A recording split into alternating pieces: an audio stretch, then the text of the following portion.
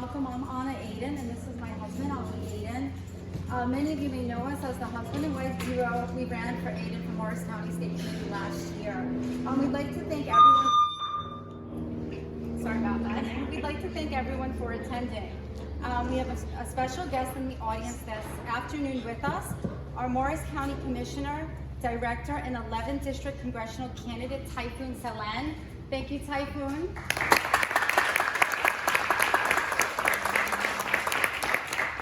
We would also like to thank and introduce the 7th Congressional District candidates that are here with us today. We're here today because New Jersey's 7th Congressional District primary will occur on June 7th. We need all of you to go out and vote. Redistricting gives us a real advantage in this race, and we want to unseat incumbent Democrat Tom Malinowski with our strongest candidates in this November's election. Now for the moment you've all been waiting for. We have with us 4 of the 7 congressional candidates running for the 7th Congressional primary. Please note all candidates in this race were invited to participate in this forum. John Flora, the current mayor of Freedom, was scheduled but unfortunately had a family emergency out of state. Joining us for the candidate forum are Long Valley resident and builder, Kevin Dorland.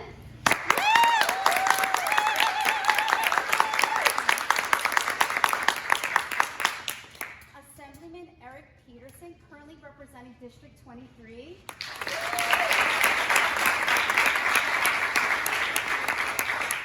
A businessman and pastor who finished second in the gubernatorial primary last June, Philip Rizzo.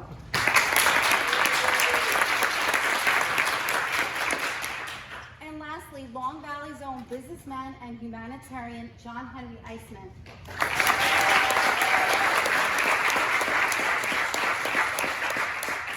My husband, Ali Aiden, the moderator of this afternoon's candidate forum, will be going over the ground rules by all the candidates in the audience agreed upon. Ali? Thank you, Anna. You're welcome. I don't know if this, okay. Welcome, everybody. I'd like to start with a quote from one of our founding fathers, Thomas Jefferson.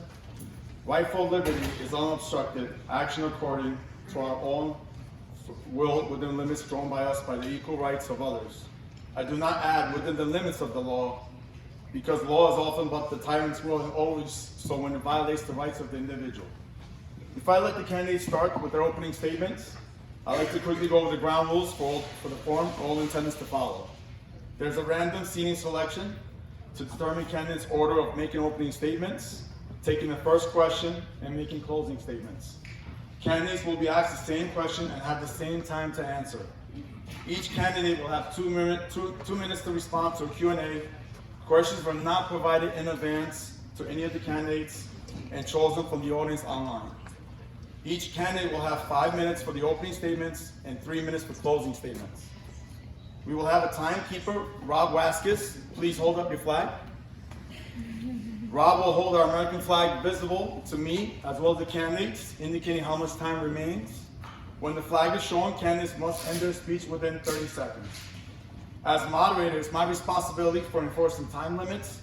Candidates should refrain from personal attacks or charges. Candidates are invited to remain after the forum to speak freely with the attendees for any follow-up questions you may have. Time to randomly select a seat that will determine candidates' order of making opening statements and so forth. We will draw from 4 cards, and the number drawn will correspond to the seat that will begin proceedings. Emily, can you draw from the bag of cards, please?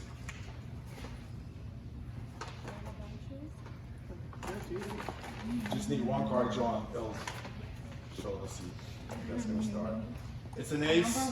Number 1. Well, that makes sense.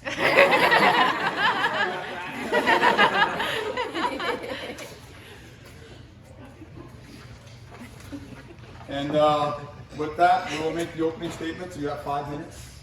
5 minutes for my 5 opening minutes for statement. opening statements. Okay, very good.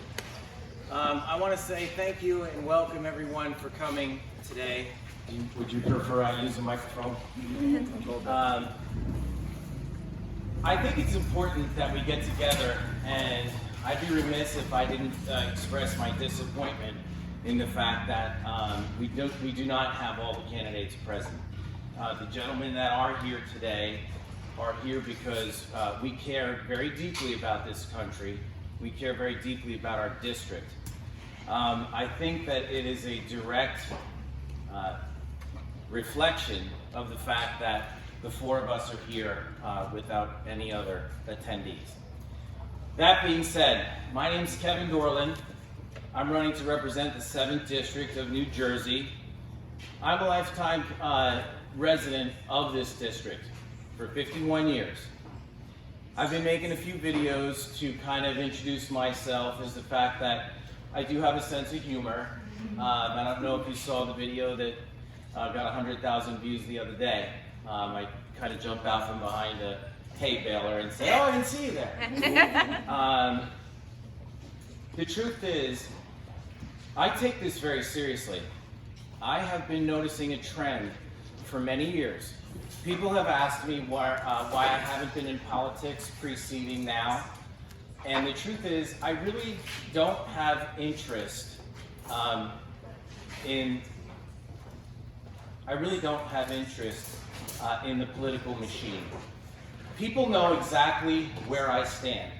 And where I stand is exactly against the political machine. And that is the only time you'll hear me say the word against, because I'm not running against anyone in particular. I'm not running against these gentlemen. I'm not running against the Democrats. I believe that the system needs to be repaired, and it can be, but we need to do that by raising the whole boat. I'm not a racist. I'm not a misogynist. I'm not any of the other ists. I don't care. You can worship bowling balls if that's your thing, as long as you don't negatively impact the man standing next to you. That's what the whole idea of America is. I definitely feel as though I'm separate from these gentlemen because I have life experience. I have life experience that leads you to what we need. I'm one of you. I'm not a political lifetime politician. I'm just like you. I work every day. I have four children, 3 adults and a 12-year-old. I'm vested in this district. I'm vested in this country. Honestly, the things that are taking place today can be fixed, but it needs to come from a new approach of why. Why are we seeing the decisions that are taking place to come out of Congress today? None of the decisions that we see are reflective of helping the people of this district, the state, or the country. We need to ask why. You know, if a foundation cracks as a builder, you have to determine what took place to make that foundation crack. There could have been any number of reasons, but the answer is not to immediately start throwing Band-Aids on things. We have to figure out why. Why are these decisions coming out of our country? What happened to make decisions that cause us to spend $6 a gallon on fuel, for example? Why do we have open borders? Clearly we have the resources to close those borders, but why? You have to look further beyond the symptom and find the cause. I'm Kevin Dorland. I'm not shy. I do surround myself with professionals, and that's exactly what I intend to do when I get to Congress. Thank you.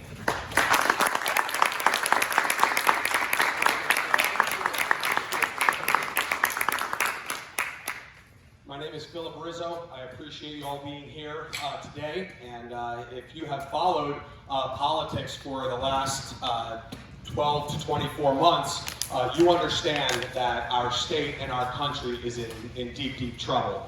And as a New Jersey native, my wife Jennifer is here, and we have 4 teenagers, and I'm not a politician, and I am a real estate developer. I've pastored for the last 10 years in deep blue Hudson County, and I realized that our state was in trouble. And I also realized that we have 2 parties in this state. The political party and everybody else. And nobody is representing the people of New Jersey anymore. The Democrats and the Republicans are absolutely identical on the top end. There is no more concern about winning and losing elections. It doesn't matter if Phil Murphy is reelected. The political elites in New Jersey are unaffected. Their children, if they have them, are still attending their private schools. Their businesses are thriving because they work on government contracts. Their law firms and their engineering firms are continuing to pick up contracts municipality by municipality, county by county. It does not matter. All while your family and my family suffer. For 2 years before we launched our campaign to run for governor against Phil Murphy, my wife and I began to pray as I was in the pulpit for 9 years at that time, and we began to pray about our life influence. And I said to my wife, I said, if God has us pastoring these 2 little church plants for the rest of our lives, I will be content with that. Pastoring about 60 people, if that's what God has for me, that's great. But you know what? We have a national reach in the ministry. I've preached all over the country at pastors' conferences and youth conferences, and we have a national reach in the evangelical community. I'm a 3rd-generation real estate developer, and we have business contacts statewide, and then also again in Florida. And I said to my wife, I said, if we have more life influence, I don't feel like we're touching it. I don't feel like we're stewarding our life influence. She said, what are you thinking? I said, I'm thinking about running for governor. She said, are you crazy? I said, maybe, a little bit. Yeah, I might be a little bit crazy. But you know, nobody is looking out for our family. Nobody is looking out for New Jersey businesses. Nobody is looking out for the faith community. And so we prayed about that for a year, and we launched our campaign in February to run for governor. Everybody said, oh, Rizzo, you got in too late. You probably would have won it if you got in early. I don't know about that. I don't think it really matters when we got in.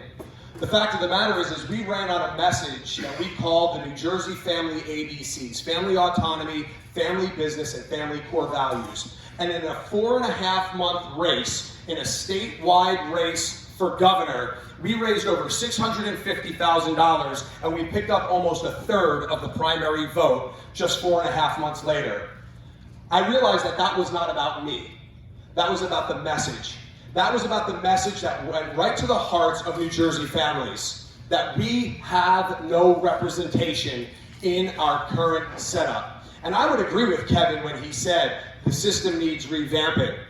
If you want to know what the back room feels like of the New Jersey establishment, this is it right here, although this is the Patriots. And so I think we all agree that it's time to send an outsider into New Jersey politics. I think we all agree with that.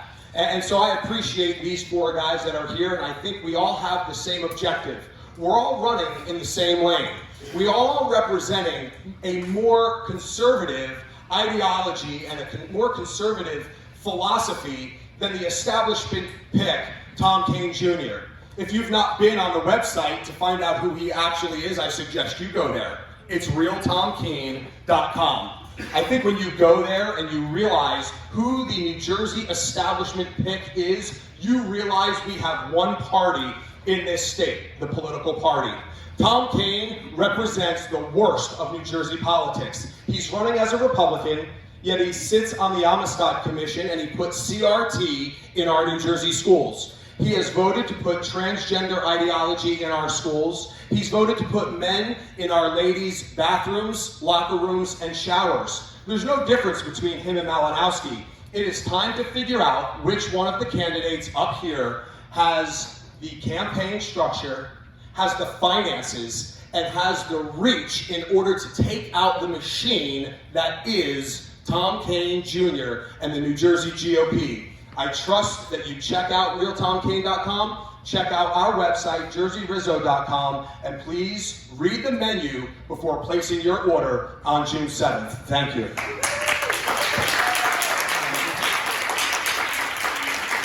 Thank you. Thank you guys for putting this on, all the Long Valley Patriots, everybody for coming out as well. This is one of the many steps that I think all of us need to take, the first of which is voting on June 7th, coming to events like this, understanding what all of us stand for, what our plans are, what our capabilities are when it comes to winning on June 7th, winning in November, and then winning on behalf of you all in Congress. So we'll talk tonight, about a lot of issues that on policy, I assume the four of us are fairly similar. We'll talk a lot about money and campaign organization and reach, as Phil talked about. But as we talk about all of these things, I want us all to consider who is most capable, like I said, to win, not just on June 7th, in November, and in Congress. Who has the convictions, not to win and have those capabilities with watered down conservative values, which is what we've been served up in New Jersey for far too long. And who has the connection, not just with the Patriots, not just with the Republican establishment, not just with the younger generation, that right now is one of our biggest problems in New Jersey, a group that votes 5 times more left than right and has a positive opinion of socialism. What candidate of the four of us up here, one, is most capable to take on Tom Kean head-to-head on June 7th? What candidate can come through that primary process and side by side with Tom Malinowski win in a district that is overwhelmingly independent and increasingly blue and blue every year? Because the polls are out, and unfortunately, as we see, and the reason we're all here, if we put up Tom Kean again, we will lose in November. There are a ton of ways we could lose in November. We could pick an unqualified candidate that, when stacked up next to Tom Malinowski, has a lot of the same flaws. We could pick a candidate that can't generate enthusiasm and energy and build an organization that can reach over 10,000 voters like we already have. That's not us. We're the candidate that is most capable of reaching voters, of building energy, and changing the national conversation.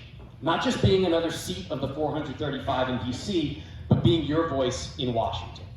We have the convictions. I didn't just discover my conservative convictions and faith when I decided to run for Congress. Those will not be watered down. Those will not be sacrificed. And you guys will not be sold out when I go down to DC. And last, we have the connection. Like I said, I'm not just capable of connecting with the largest voting bloc in New Jersey, in our district, and in the country, millennials and Gen Zs, but across generations. We've built a coalition that involves the establishment, that involves patriots, first-time voters, even some Democrats, people who feel politically homeless because their values are not championed, or politically homeless because their party has completely abandoned them. Those are the votes that we're going to pull together on June 7th. Those are the votes that I hope you will be a part of. And like I said, I hope when you think through what tonight is about, we have 45 days, 2.5 hours until polls close on June 7th. This is not, nitpicking ideology, and the Aidens aren't going to let us bash each other, so it should be pretty nice. This is about where this group should put their energy for the next 45 days and 2.5 hours. Because all of you have immense impact and reach in our community. Not just in this town, not in Flanders, not in Mount Olive, not in Long Valley, but across the entire district, from the Hudson to the Delaware. When we take this tent and put it behind one candidate, we'll sweep the primary on June 7th, shock the entire GOP establishment, and then when we put that candidate, hopefully me, up against Tom Malinowski in November, we'll win then, and we'll be able to hold this seat for years to come and continue to build a Republican Party in New Jersey like nobody ever expected. Thank you, guys.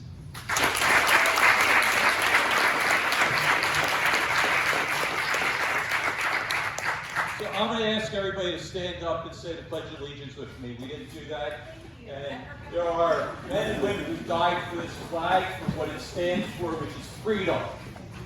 So join me. I pledge allegiance to the flag of the United States of America and to the republic for which it stands, one nation, under God, indivisible, with liberty and justice for all. Ladies and gentlemen, I'm going to just tell you a little bit about myself. I believe in freedom. I'm willing to fight for freedom, and I have fought for freedom. I'm currently a member of the State Assembly for the 23rd Legislative District, which is the northern part of Hunterdon County, the southern part of Warren County, and a portion of Somerset County. And I'm proud to report that in the time, as time has gone on more recently, we have seen in our what we used to think were safe districts in the legislature, the margins shrinking. But in the 23rd Legislative District, our margins have been growing. Our margins of victory have been growing. We have won in towns that are predominantly Democrat towns. And how do we do that? We did that because we are true Republicans, true conservatives. We vote that way, we live our lives that way, and people follow us because we believe in it. Now, I've been in the legislature. I've always had an A rating with Right to Life. I've always had an A rating with NRA. And New Jersey Right to Life has endorsed me, as has the Second Amendment Society. I've never voted for a tax increase. I've never voted for a new tax. I've always voted like a Republican. And that's why I have a 95 lifetime rating with CPAC, the highest in this state of any legislator, and the highest in this region. That's because I believe in our shared Republican values. I live them, and I vote that way. I've been tested, I've been attacked, and I've never wavered from those values. Because those are values of freedom, those are values that people will come to, and those are values that you win elections. I've done it. I've done it every time, every year. I made a promise a long time ago that I would do what I said I would do to the people that I represent. And I've never gone back on that promise. To me, it's all about freedom. Because freedom brings prosperity, prosperity brings peace, and that's the world that I want my kids to grow up in. Now, I'm the only one here who's ever taken on the Democrats in a bold way. Some of you may recall back on December 2nd, when the Democrats instituted an illegal and unconstitutional vax mandate on legislators coming into the State House to vote. I stood up. I led the charge, and we beat them that day. Then they came back with more state troopers and the National Guard, and we stood up to them again, and we won again. They came to the table, the Democrats, and they came to a compromise. But that compromise still was unconstitutional, illegal. And although a lot of people gave in and went in, I didn't. I stood and continued to fight for the Constitution, continued to fight for the rule of law, and I paid the price. I've been taken off committees, I've been other things that the Democrats have done to us, but I'm willing to pay that price because freedom is worth fighting for. Our children's future is worth fighting for. And I'm willing to take it. I'm willing to be ostracized. I'm willing to have people call me names. I'm willing them to come after me. Because I'm willing to stand and fight for freedom and our kids. I'm the only guy, when we talk about our party, there's a lot of pressure in the party. Most people don't understand it. The gas tax. I was the most outspoken critic against the gas tax. Governor Christie and I had an all-out fight at the governor's mansion, face to face. Nobody took on Governor Christie, but I did, because he was wrong. And I told him to his face he was wrong. And we went through this. They passed the gas tax anyway. 45 cents right now. Governor Christie came out and gave a speech, and he said, anybody who voted against the gas tax should be thrown out of office. Did our leadership in the Senate call him out on that? Because it was all Republicans who voted against the gas tax. Nope. Tom Keene did nothing. Did our leadership in the Assembly do anything? No. One person did. I did. I called him out on it. I called him out on it publicly. And the first time and the only time in his career, he apologized and retracted his statement. Thank you.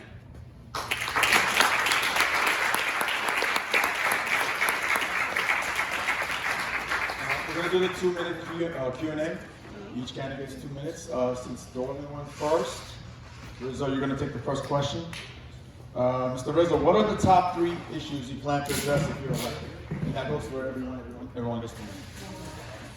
Sure, the top 3 issues that I'd like to address being elected is we absolutely need to close our border. It's a matter of national security, no doubt, not only for illegals that are coming across the border, but those that are bringing fentanyl and other narcotics across the border. Closing our southern border is absolutely paramount. Number 2, we absolutely need to make sure our elections are secure. That is something that is used specifically designed to disenfranchise voters. People will stay home simply because they think their vote does not matter. I campaigned as governor for the nomination to say that we could all take out our cell phones right now and we could all use Amazon, and in 3 clicks we could have dog food, shoe polish, and Q-tips on our front door tomorrow by 10 a.m. But we can't figure out how to get our Board of Elections to be notified digitally from our registrar when somebody gets married, to make sure a woman is not on the registration twice for a married name and a maiden name, to make sure that the county morgue is making sure dead people come off of our voter roll, and make sure the New Jersey DMV is communicating with our Board of Elections when somebody moves to Florida and gets a Florida driver's license. It is easy to clean up the voter rolls. It is easy to secure our elections, but nobody will do it. Not on either side of the party, because the establishment gets to play games and they get to operate in the murky waters of dirty elections. And the third thing is, I want to make sure that parents have full rights to do what they want to do with their children, both in education and in their medical decisions, and put power back to the parents, because make no mistake about it, they are coming for our children. Open borders, secure elections, and protecting our families. Thank you. Same question, what are the top 3 issues you plan to address if you're elected? Yep. 3 things: bring opportunity back to New Jersey, fix Washington, and the third is build the next generation of conservatives here in New Jersey. Bring opportunity back to the state. We are dead last in everything except people leaving. And that's not just business opportunity, which we feel specifically in our district. We border Pennsylvania on one side, we border New York on the other. We lost the second Amazon headquarters, and we're losing jobs and people every single day. That's a tax policy from the federal level down that makes sense for our state, makes us compete in the Northeast, and takes opportunity back from other states and continues to build our state. The other piece of opportunity is education. My first no vote in Congress will be a no on the PRO Act. What the PRO Act would do, the People's Right to Organize Act, would effectively double the size of the NJEA. Now, my mother's here. She's in that union. She's a school nurse. I am not a basher of teachers. One of my closest advisors on my campaign, and one of my closest friends, my sisters, are both in that union as well. But if we've seen anything over the last few months in New Jersey, it is that the NJEA, teachers, unions, and the left are not fighting for our students. So that's how we bring opportunity back to the state. How do you fix Washington? Right now, I'm the only candidate that stands for term limits. I'll sign the U.S. term limit pledge, which will put me at only 6 years in Congress, 3 2-year terms, move up or move out. That starts to change the character of Congress. It fixes Washington, and it gives the next generation of conservatives that I want to build hope that you don't have to be a career politician. You don't have to be a family millionaire, and you don't have to wait till you put 30 years in on town council, 10 years on state assembly to run for something and make change. And that's not just the young next generation of conservatives, like I talked about in my opening statement. That's the JFK Democrat, who's voted democratically his entire life. That's the blue-collar vote, which we absolutely need to take back. That's the next issue I'm super passionate about. That's how this state is going to become one of the most politically relevant in the country in the next 5 years.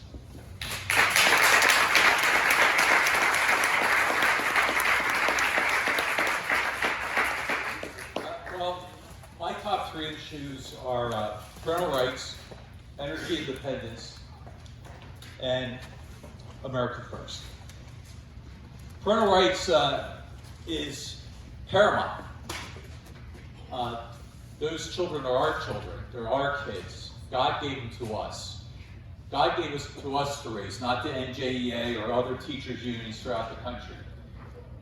In Congress, I would join a bill that's out there that would withhold federal money if parents' rights aren't respected. Most of education is at the state level. And I've also introduced legislation at the state level giving parental rights, where you can't teach kids from 5th grade to kindergarten anything sexual, period. And above that, you have to have parents' prior written consent with providing them with the curriculum. The bill in Washington, D.C. provides that the parents have a right to look at the curriculum, the parents have a right to consent, the parents have to have the same input on their child's education, because they're our kids. They're not the NJEAs, and they're not the teachers. Energy independence. We can see what happened. We went from energy independence to dependence. And as a result, we went from prosperity and security to where we are today. High inflation and a world that's at war. We need to drill. We need to bring back energy independence because that brings back prosperity and security to the United States and to the world. And finally, when I say America first, I believe that I represent the people of the United States like I represent the people in New Jersey. I don't represent the world. And the United States, the people here come first. And that means bringing our jobs back from China, including those good pharmaceutical jobs that belong right here in New Jersey.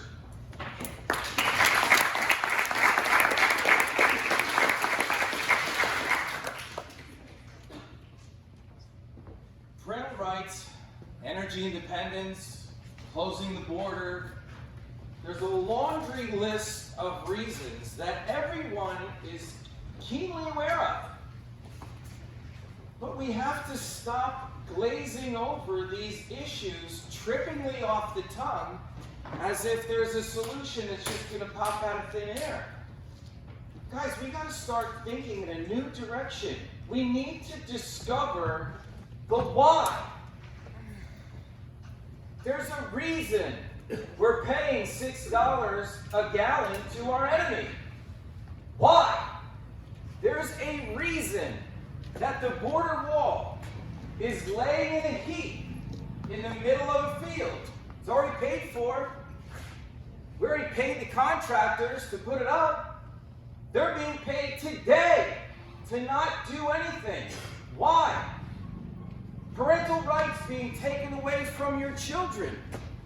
We have to find the why. And here's the thing.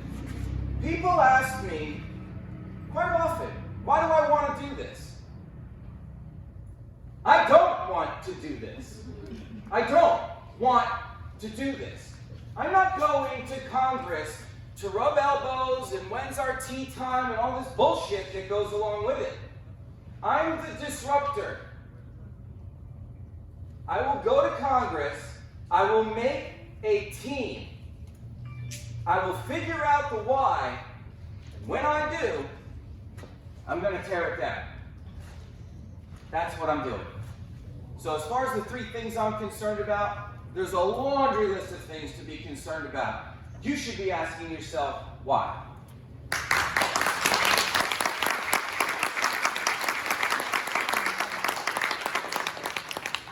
The second question.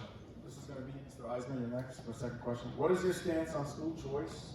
If yes, how will you navigate the desire of many for the implementation? And if you oppose, why? Fully support, and was talking to a family of 5 in Chester just on Friday. And they said, if I had vouchers for my 5 kids who I homeschool, and they just have their first one through high school, they said, I could have built my own school in my backyard. School choice is something specifically to focus on in New Jersey, and not just because it's a Republican, a platitude all Republicans talk about. It's because our schools are number 2 in the country, but we pay 30% more than number 1 for everything. Massachusetts, the number 1 school state in the country, has figured out how to make school funding work, how to claw back things like the Abbott decision in New Jersey, which were landmark decisions that said, hey, we need education at the public level to be constitutionally, not just even, but to make sure there's opportunity in all public schools. What that has done is forced families and communities like this, with some of the highest property taxes in the state and country, to pay double. If you send your kid to a private school, if you homeschool, send your kid to a micro school, that needs to stop. Once we have a radical school choice, voucher systems and charter schools, which Governor Murphy, I believe, granted one charter in his first term. These are the schools that are changing the cities, that are changing the communities, that are holding our state back. So I stand for school choice, not just at the local level, where we have a discombobulated, you have school choice at the high school level, not at the middle school level or at the elementary school level, but across the state in a manner that makes sense. And how you do that from the top down at the federal level, the 10th Amendment kicks education back to the states. But what you can do is start to claw back the power of teachers' unions, increase the power of parents, therefore increasing the power of choice.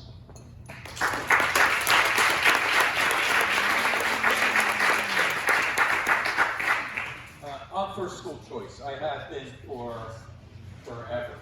All you have to do is look at our public school system, the K through 12, and then look at our colleges and universities.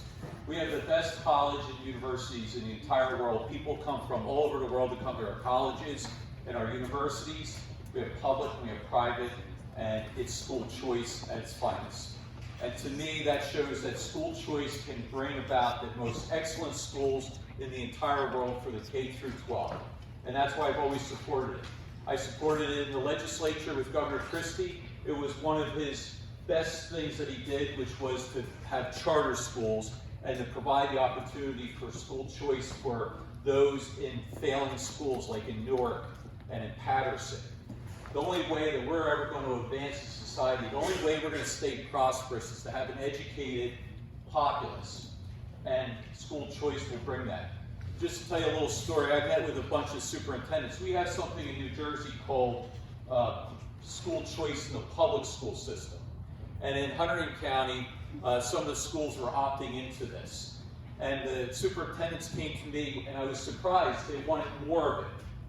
And the reason they told me they wanted more of it was because it made their schools better. It made everybody better because there was competition within the public school system itself. And that brought about better schools. So I'm all for school choice. There's no downside to it, and we should implement it post haste. Thank you. Can you just repeat the question one more time, because I think it's not fresh in some of your minds. But what is your stance on school choice? If yes, how will you navigate the desire of many for the implementation? And if you're opposed, why? We've come in this country and in this state to a point where school choice, unfortunately, has become a necessity. I talk to people every single day. I spoke to 150 people yesterday. The fact that our public schools are failing us, and again, I don't want to beat this dead horse. We have to ask why. Yes, you should have choice for your schools, for your children to attend. But wouldn't you rather address the problem? Wouldn't you rather address one problem at a time? You know, as a builder, there's a process to everything. I don't just build buildings, I build relationships, I build solutions, and I build action. And you really have to sit back and look at an exploded view of a problem and decide where to start and why. Because at some point, the issue will reveal itself. And once the issue reveals itself, that's where you address and fix the problem. We're not too far gone in our public school system. All of these issues are repairable for everybody. Everybody should have an opportunity to have their child have the best education available. And to be perfectly honest with you, you should be proud to say your child attends public schools.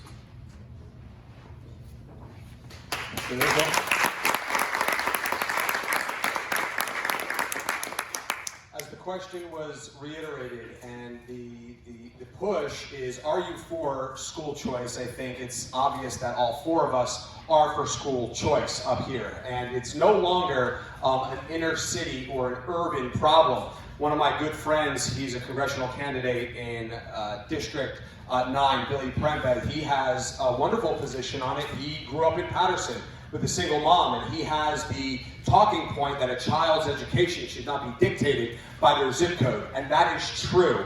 However, we see this push from Phil Murphy and what's happening on the state level that no zip code is immune to an overbearing government that's pushing a curriculum on them that we don't want on our children. And so I think on the implementation side, the reason why the question was reiterated is because we've not answered that, because it's really a state's issue. But I think there's a philosophy of governance that you all need to get a flavor from each of the 4 candidates that are here. We are for school choice. We don't believe that a candidate, a child should be confined to their education because of their zip code. Me and my wife and I, we have exercised school choice. We pay for it. That's not a very fair choice, but we actually do all have a choice. We can homeschool, we can send our children to private school, we can send our kids to parochial school, but that's not really a fair choice. And so I think the philosophy that we're trying to get at is not so much the implementation, because that's a state's rights, but a philosophy of how these candidates are going to vote when we get to DC. And I think we are all unified in this position that school choice is absolutely vital, and again, it puts the power back to the parents.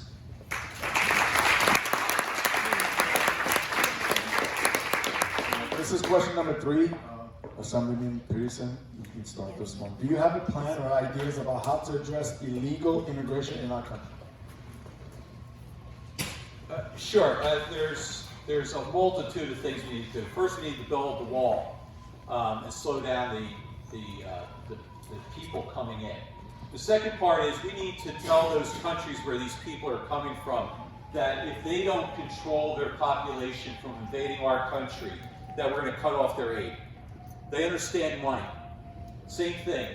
You know what? Liberals, progressive liberals, and the people in South America who are sending their people up here merely to, it's an economic thing. They send them up here to work so they can send money back to their country because their economies, it helps their economies. So they're all for their folks fleeing and coming up here and send the money back down there. We need to tell them, we'll cut off our money going down there if you send your folks up here. Control your population. Grow your own economy, and don't invade our country.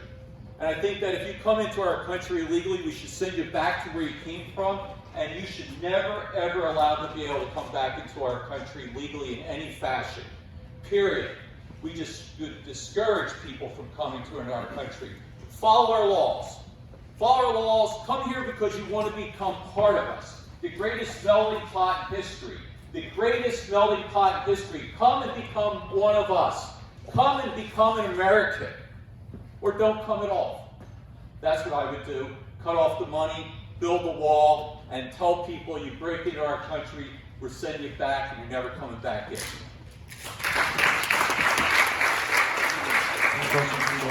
Do you have a plan or ideas about how to address illegal immigration? I love this question because I have thought long and hard about this question, and there's a multiple prong answer that really kind of, if you indulge me just for a minute. Logistically speaking, we have 30 million people who have come across the border illegally.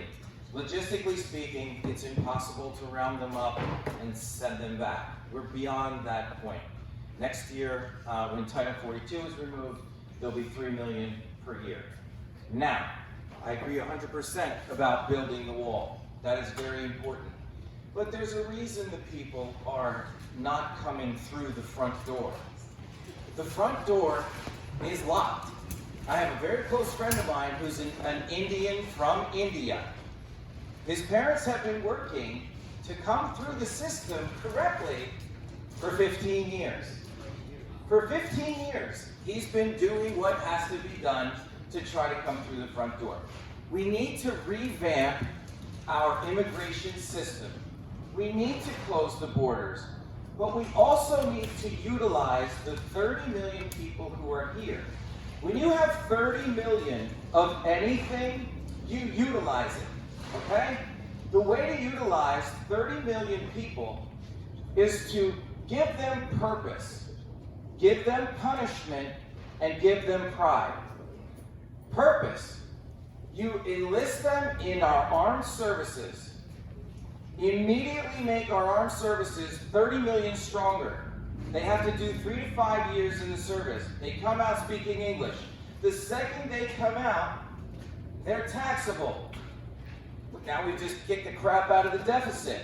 So we've increased the size of our armed services.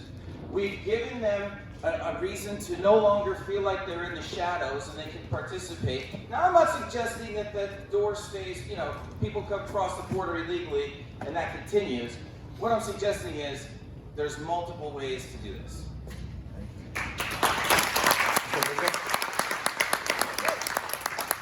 I was asked this question regularly during the gubernatorial primary, and basically I said the entire system is backwards. Right now, it is very easy to get into our country, and as Kevin just mentioned, it's very hard to become a citizen. That is absolutely backwards. It should be difficult to get into our country, but then once you are here, the path to citizenship should become easy, and it should become fast. One of my dearest friends, George Nader, he is here.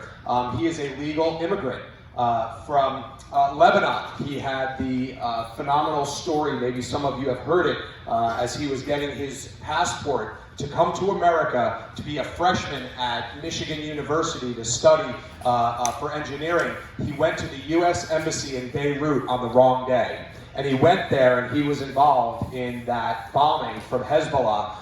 And 3 people in the room that he was in survived. Everybody else was killed. It was him, his friend, and a U.S. Marine. And when you listen to people that have immigrated to our nation legally, they've done it the right way, there is a core injustice about what is happening now in our country. It is easy to cut the line, it is easy to get here, and it is next to impossible to get your citizenship. We need to revamp that entire thing. And listen, that is not going to happen unless we have an overwhelming red wave take over this November. We have a red wave coming, and I'll just say this one more time, because I think, again, I appreciate the questions that were submitted, and these are all softballs, and this is awesome. But really, we all agree on this, and that's wonderful. But if we have a red wave coming, we better flip this blue seat red and not light blue with Tom King. Yeah, good question, and I'll sink in on sort of the 3 pieces of a plan to actually fix this. There's obviously a border wall piece, right? You do not have a nation if you do not have a border, which we don't have right now. That's the first piece. Fully fund ICE and fully fund the border wall. The second piece is structural. Our visa system right now is completely broken. More legal immigrants come through this country in the order of, I think, 54%, come through on expired visas. We have no means of tracking them. We have no means of converting them and turning them into legal citizens. They fall into that pot of 30 million Kevin was talking about. So fixing that, and right there in lies an opportunity for the Republican Party to take back the issue of immigration from a stance of compassion. The left has told us that, oh, you're Republicans, you don't care about what is going on in Mexico, what is going on in some of the poorest places in the world. I've spent time almost every year for the last decade in Guatemala City, Guatemala, one of the poorest places in the entire world. I understand why people get on top of trains and do everything possible to come up here only to live a life of an American illegal immigrant, which is not what they were sold. And that points to the third piece, which is our economy right now. I have a supporter here who owns a multi-generational roofing business in Dover. And he said to me, John, the third piece, the third prong of fixing this is economic in nature, and it's making sure that all of our employers are on a level playing field. Everybody is e-verifying their employees and making it so the roofing business that my supporter runs in Dover is not competing with someone who's putting all of their workers at risk without workers' comp, not verifying that they're paying taxes, that they're rightfully in the economy. That is how you not only secure the border, 2, start to attract, from a compassionate perspective, the right type of immigrant. That's not saying that is limited to one type of country or one type of refugee community. That's saying, okay, when Russia has mass unrest inside of their country with what's going on, when China has mass unrest inside of their country, do we have the ability to take those refugees and make a sustainable life for immigrants legal and stop illegal immigration?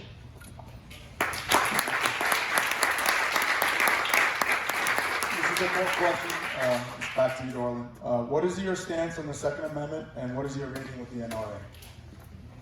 Okay, my stance on the Second Amendment is the fact that I am 100% wholeheartedly in agreement that every American citizen should own at least one firearm. The reason I say that, first of all, I am a handgun safety, certified safety instructor. And I don't say that everybody should own a firearm to, run around like crazy people and shooting everybody, because clearly that's not the problem. There's 8.5 guns per every man, woman, and child in America.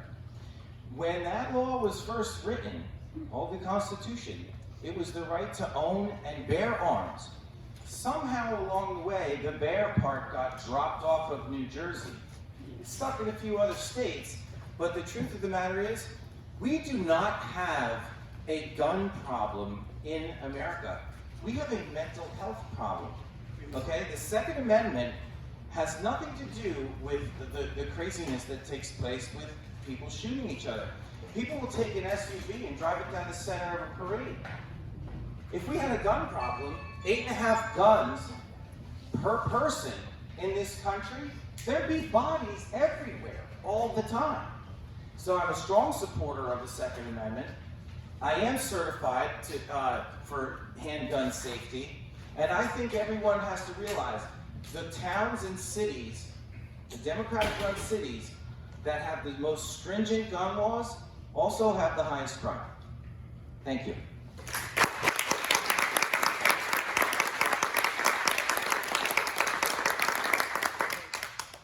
For a year before launching our campaign, I worked with Gun for Hire, the gun range, with Anthony Colandro, to get about 75 or 80 people their concealed carry permit in Florida. And the reason I did that was because I knew I was going to end up running for governor, and I knew that I was going to bring concealed carry to New Jersey. And this is how I was going to bring concealed carry to New Jersey. I was going to tell the progressive left legislature that they're going to give it to me, and they're going to give it to me as the governor. They're going to give it to me exactly how I want it, and they're going to give it to me in 30 days. And if they don't, I'm going to sign reciprocity with DeSantis, and they're going to all go get their Florida concealed carry, and we're going to bypass the state, and you're not going to have the revenue, and you're not going to have the control. And so people believed me when I said, when I was running for governor, that I was going to bring concealed carry to New Jersey. I am the only candidate, I think, including every person in this room, unless you're a police officer, that has been issued a concealed carry in New Jersey. Now, they don't hand those out like candy. It took me about a year to get it.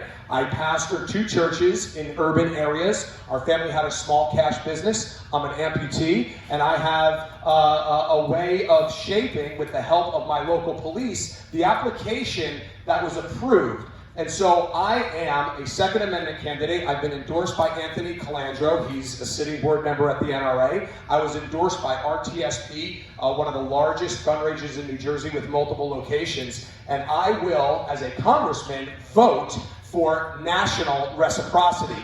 That means if you have a carry permit in any state, you have national reciprocity, just like your driver's license. If you have a driver's license in New Jersey, you get to drive in all 50 states. That's the same thing that I would vote for if that bill came up for a vote while I was a sitting congressman. Thank you.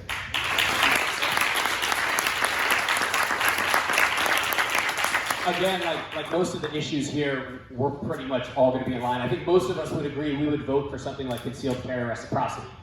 The biggest challenge for Republicans in a fairly purple district is going to become August, September, October, when Tom Malinowski starts telling you, well, you don't care about schools. You don't care about kids because you're not for gun safety. You're a right-wing Republican, pro-gun. If we all sit around and see who can post the picture of the bigger rifle right now, we're going to, no pun intended, shoot ourselves in the foot going into the general.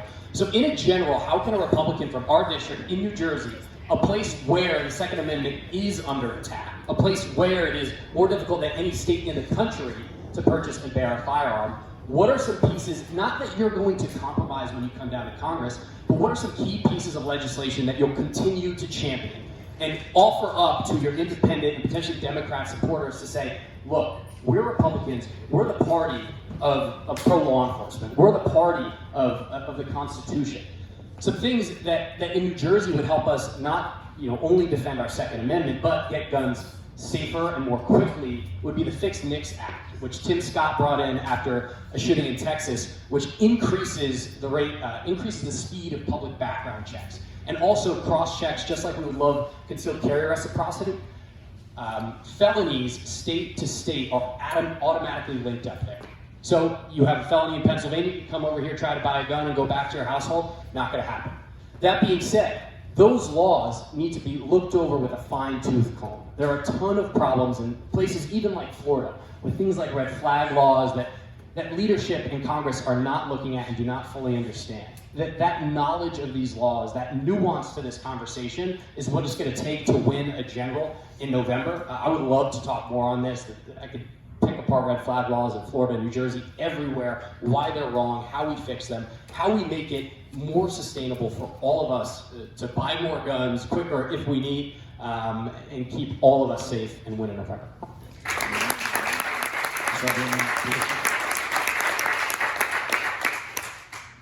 I have an A rating with NRA, always have. I've been endorsed by the Second Amendment Society, and I am pro-gun.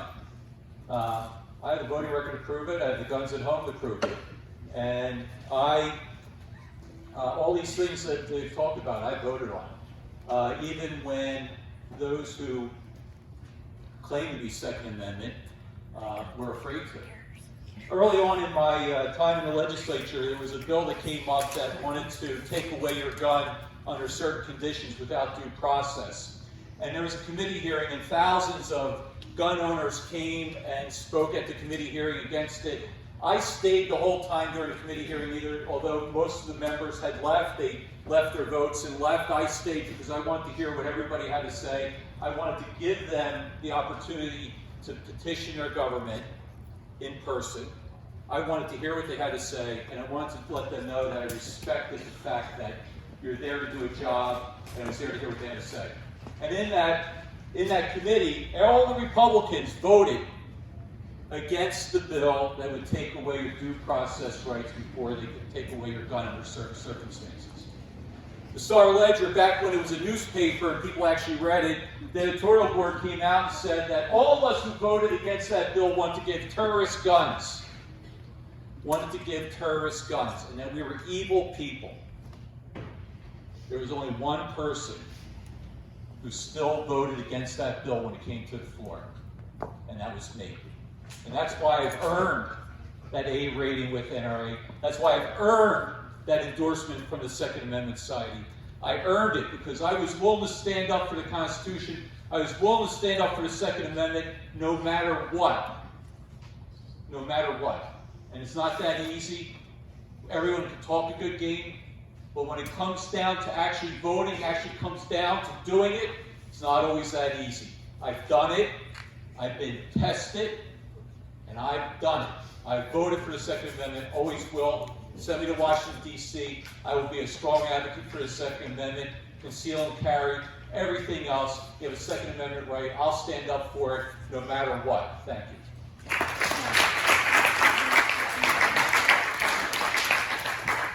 Last question of the night before we do our closing statements. This is going to be Phil Rizzo. We're going to be doing the last question. Will you support a Trump presidency in 2024 and have you in the past two elections? This is a question regularly asked, and of course I would support a Trump presidency in 2024. As an evangelical pastor, I have been going to DC for the last 11 years, and every year I was involved in a ministry that was called Capital Connection. And the idea behind Capital Connection is connecting the people of God to the people of government. It's true in every book of the Bible. And there was a ministry that started 11 years ago that took pastors from all 50 states, and we went to DC, and we met with all 535 members of Congress, 435 House of Representatives, and 100 senators. And we were told at that conference every year, not only by the preaching that was taking place, but by also the congressmen and the senators that were there, you don't vote on rhetoric, you vote on record. You vote on record. And so when President Trump, before he was President Trump, ran in 2016, he did not have a political record. That's okay. Somebody's got to run for the first time. You have a life record. And President Trump, before he was President Trump, he had a life record that did not align with my particular values as a pastor.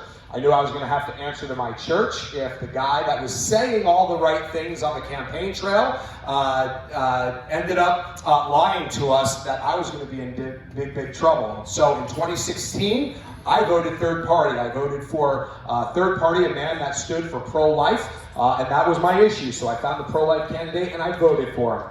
Then, 11 days into President Trump's presidency, his first order of business was filling a vacancy on the Supreme Court, and he appointed Neil Gorsuch. 11 days into his presidency, I said, son of a gun, he is the guy who he campaigned to be. And I guess that was February 10th that I switched. I believe it was the 10th, February 10th, I switched to support President Trump. I have so since. I voted for him in 2020, and I absolutely would support a presidency run in 2024. Look, here's where I will probably break from this crowd. I supported President Trump in 2016. I did not in 2020. Because on that issue of life, on that issue of the Supreme Court, that is exactly what I needed the president to deliver on, and he did.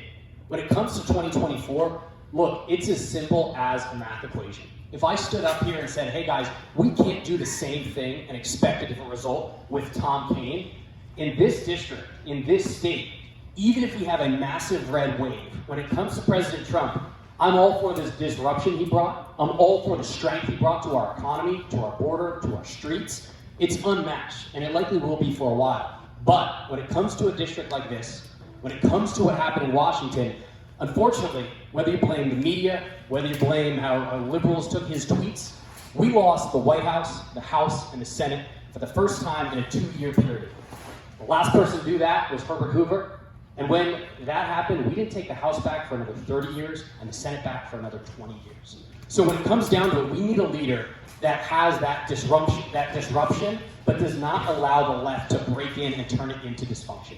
So at a time when we have a deep Republican bench, whether it's DeSantis, whether it's Tim Scott, you name it, we have the talent the Republican Party needs. I think President Trump will get behind who that is through the midterms and in 2024. Look, I don't think, not only do I think we take back the White House in 2024, I think New Jersey gets a piece of that, and New Jersey goes red in 2024.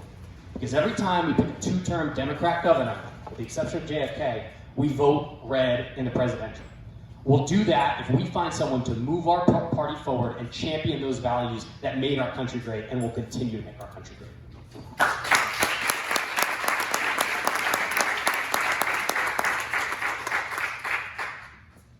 I voted for President Trump 4 times, in the primaries and the general election each time, and actually I was one of the first legislators in the nation to come out for President Trump when he ran the first time. The first person to come out, the first elected person to come out and support President Trump was my running mate, Senator Doherty. And that's because we have a long tradition of being independent-minded in the 23rd Legislative District and doing what's right and not what's popular with the insiders. I like President Trump. I liked his policies. I love the fact that he got under the skin of the progressives, because what it did was he showed us, he made them show us who they really are. We got to see who they really are and what they're up to. He did that. And the nation today is seeing what progressives are really about, what this Biden administration is really about, what's going on in our schools, what's really happening. And that was all because President Trump got under their skin and they showed us who they really are. So that the American people knew what the Democratic Party really stands for, which is socialism bordering on communism. They want to take away your parental rights. They want to have some foolish green energy idea that we're all going to live off of the sun and the wind, except on cloudy days when the wind isn't blowing. And all these other foolish ideas. They want to take away our freedom. And President Trump brought that out. And that's why he'll go down as one of the greatest presidents, because he did disrupt the policies of the left. He did disrupt the insiders. And he had great policies on immigration, energy independence, and the economy.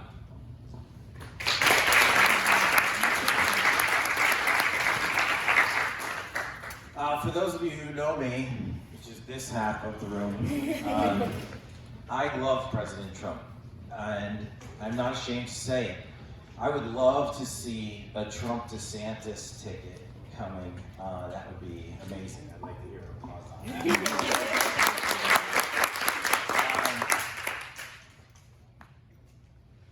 Donald Trump was an anomaly.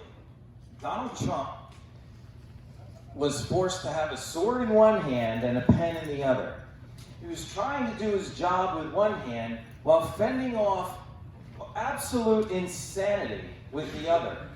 Can you imagine how much he could have gotten done if the Democrats hadn't thrown one bag of garbage at him after another? Seriously, consider that. He could have if he was allowed to concentrate on his job, rather than fending off all of the craziness that the Democrats were throwing at him, I still think he'll go down in history as one of the best presidents we've ever had for that reason. People say, what about his tweets, his mean tweets, and he made me sad, and he was snappy and sarcastic and all this stuff. Listen, unless you've been in that situation where someone is giving you hell on one side while you're trying to do your job on the other, in front of the whole world, that's a very difficult place to be. Yes, I absolutely would vote for President Trump again, and I think by comparison, my son and I went to a rally in Florida, and near the end, when Trump was campaigning, he went from one rally to another, one airplane hangar to another, filled to the rafters. And that's indicative of exactly how popular he was. By comparison, he was running against the box of crayons. I don't know what to say.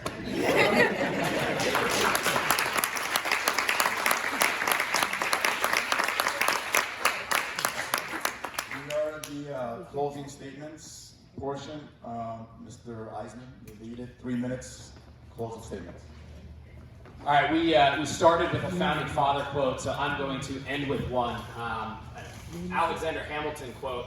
And when you get turned into a musical by Disney, they kind of gloss over some of your best quotes, but I felt like this was fitting for today. He says, there are seasons in every country. And I wrote it down so I don't misquote it. There are seasons in every country when noise and impudence pass for worth.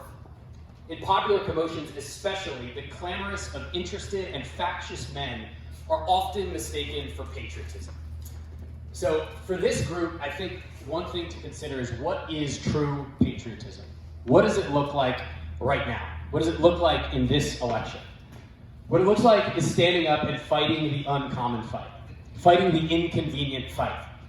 2 years ago, in July, or just shy of 2 years ago, when Tom Kaine won the nomination last time, and he basically walked through it and no one challenged him, I sat here and watched as I spent time in California, and that entire coast was destroyed by Democrats. Spent time in New York City, and that city was destroyed by Democrats, and now it was happening in my own backyard. So 2 years ago is when I started to put the team together. That's when the insiders of the GOP said, nobody will run against Tom Kaine. Nobody will do this. This is crazy. I sunk my life savings into this. I quit my job. My team has done a similar thing as well. And we've been in this fight for the longest of anyone on this stage, when it was inconvenient, before there were 17,000 new Republicans in the fight. So what I'm asking you guys to do is think about, as a patriot, what it means and who you should get behind in this race. To fight what might be an inconvenient fight right now. To drive the upset of upsets, not just in New Jersey, but across the country. And not just take back a seat, but change the national conversation. And see that what happens here can change the entire state, can change the entire country, and it will all have started with your vote, with your support. I ask you to come behind us in the next 45 days and probably hour and a half at this point. See what we're doing, see the energy that we're building. Like I said, I was one of the first people in this race to stand up and say, hey, Tom Kean is not going to be my congressman, and Tom Malinowski is not going to be either. And with your support, I think we'll be the last ones. Thank you, guys.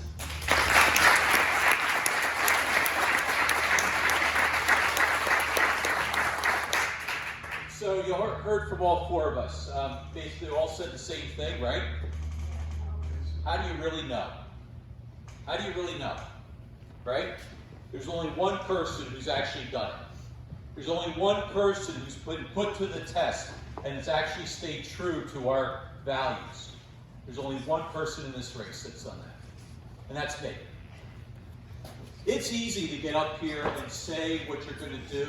We've seen it all too often. We get disappointed all the time. We hear people, they sound good, they tell us that they're going to do all these things and vote a certain way, and then they go to Trenton or Washington, D.C., and we're disappointed. I'm the real thing. I have the record. I've done it. I've been tested, and I've stayed true to our values. It's because it's what I believe in. It's what I believe in my heart. It's what I live for. I am not going to change just because the location that I'm in changes. Because I can't change. Because this is who I am. This is what I stand for. And I made a promise that I'll do these things. And I'll keep my promise. Because I'm not a fraud. I'm a man of my word. And all I have is my integrity. That's all I have in life. That's all any of us really have is our integrity. And I've kept my promises every election. I've never wavered. I've never gone sidetracked. I've stayed true to it. I'm the only one in this race that can say that. Go to Peterson 2022 and take a look. Take a look at what I stand for. Take a look at the bills that I voted for. Take a look at where we are. We're all going to say the same thing, but you know, so you say, well, who do I pick? Why not go with the sure thing? Thank you.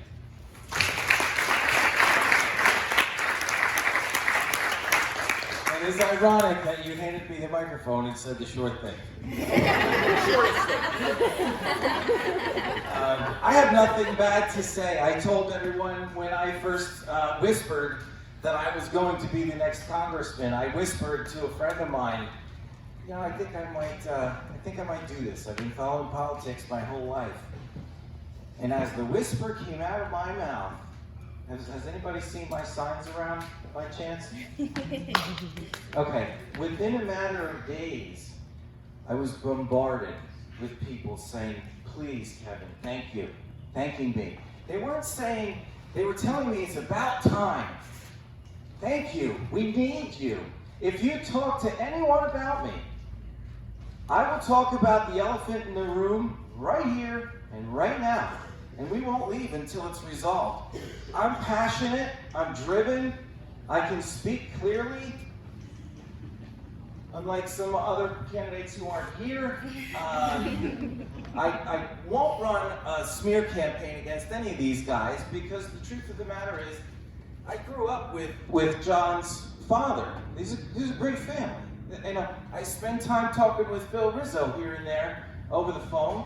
And he's a great guy. We laugh. We have a lot of fun.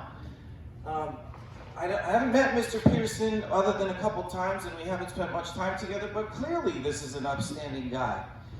The whole point I'm trying to make is, you have to decide who you want to hear from for the next 2 years. There was a comment about term limits. I am on board with term limits as well. This campaign, this race, is so critically important. You know, when you prop up a candidate, if you can go back and watch the Zoom debate that took place between Tom Kean and Malinowski, and I pushed myself through it 3 or 4 times, it was awful. And the truth is, Malinowski won. Tom read his opening statement, and he read his closing statement. And to me, that's a man who's not exactly vested. He's a nice guy. I've met him multiple times. But you guys have to decide what our best route to fix New Jersey, this district, and this country is going to be. How are we going to get there? How are we going to break down the problems that we're currently facing every day to a root problem and solve it? That's what I do. I build relationships, I build solutions, I build action. And I do that by surrounding myself with professionals. I don't have all the answers. I don't have all the answers, but I am smart enough to surround myself with people who do. Please vote for me June 7th. Thank you.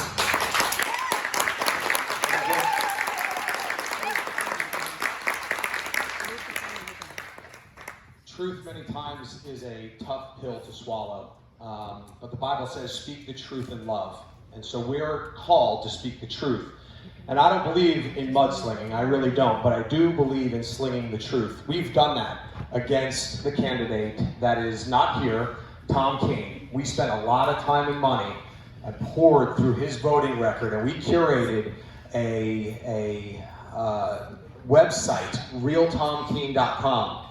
And that website came about because we poured through his record, because we spent another fairly large amount of money to conduct a poll that basically said when people know who the real Tom Kean is, Phil Rizzo wins by 5 points.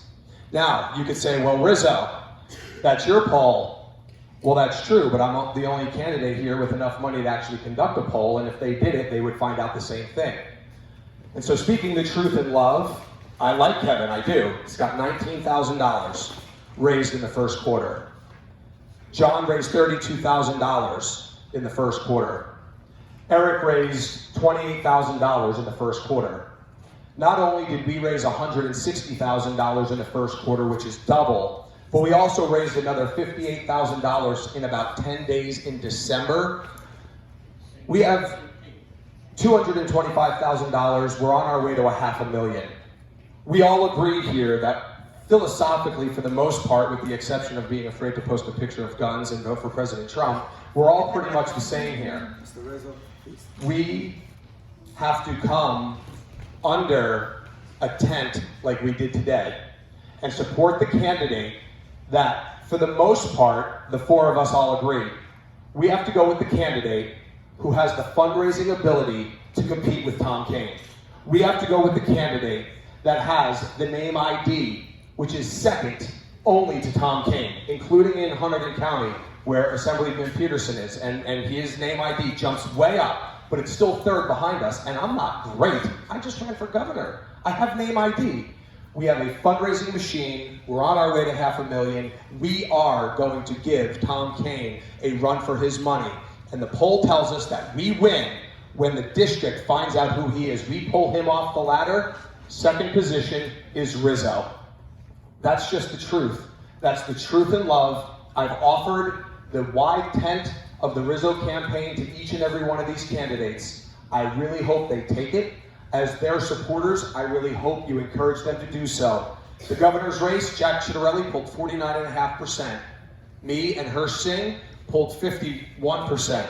If Hirsch had gotten behind our campaign, because he didn't raise any money, he took $500,000 from his dad, if he had dropped out and came with me, he wouldn't simply be a name on Wikipedia. I don't want these guys to be a name on Wikipedia. I want them to come under the Rizzo tent, and together, everyone in this tent, we take out Tom Kean and we send Tom Malinowski home. Thank you. I'm going to give the last word to my wife. Thanks for all the candidates. Let's give another round of applause for the candidates.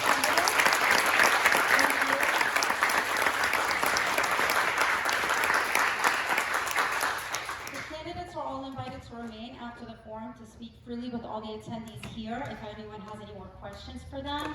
And let's also give a round of applause to Long Valley Patriots for putting this amazing event together. Thank you.